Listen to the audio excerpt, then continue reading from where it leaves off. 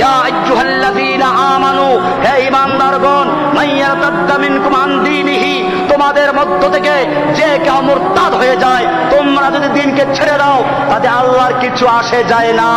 জেনে রাখো, ফাসাউফা ইয়াতিল্লাহু বিকওম, আল্লাহ তাআলা অচিরেই এমন এক জাতি সৃষ্টি করবেন, তোমাদেরকে ধ্বংস করে দিয়ে, তোমাদেরকে গজব দিয়ে, তোমাদেরকে শেষ করে দিয়ে এমন এক জাতি তৈরি করবেন, ইয়াতিল্লাহু বিকওম ইউহিব্বুহুম ওয়া ইউহিব্বুনাহু, যাদেরকে আল্লাহ নিজে ভালোবাসবেন আর তারাও আল্লাহকে ভালোবাসবে।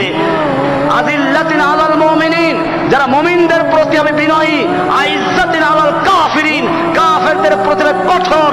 ইউজাহিদুনা ফি সাবিলিল্লাহ, এমন লোকদেরকে তৈরি করবেন যারা আল্লাহর রাস্তায় লড়াই করবে। ওয়ালা ইয়াখাফুনা লাওমাতা লাইম, তারা কোন তিরস্কারকারী, কোন নিন্দুকের নিন্দা, কে নিন্দা করলো, কে সন্ত্রাসী বললো, কে জঙ্গিবাদী বললো, তার পরোয়া করবে না, তারা আল্লাহর রাস্তায় লড়াই চালিয়ে যাবে। আল্লাহ তাআলা